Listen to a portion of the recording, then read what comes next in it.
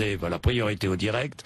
Voilà, ils sortent de l'avion. Je vais commenter pour RMC parce que sur RMC, on n'a évidemment pas les images. Tous les deux, elle a revêtu un ensemble rouge.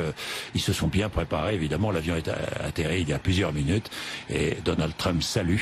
Elle est légèrement en avance sur lui.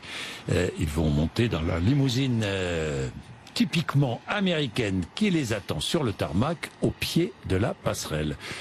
Qu'est-ce que ça vous inspire, Christophe Castaner?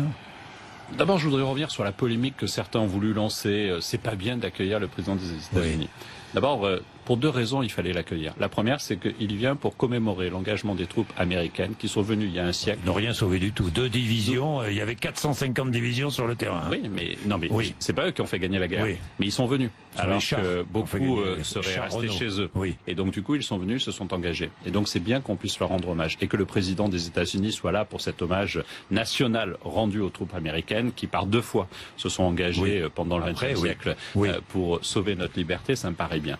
Et j'avoue, je trouve un peu indigne cette fausse polémique lancée par quelques-uns.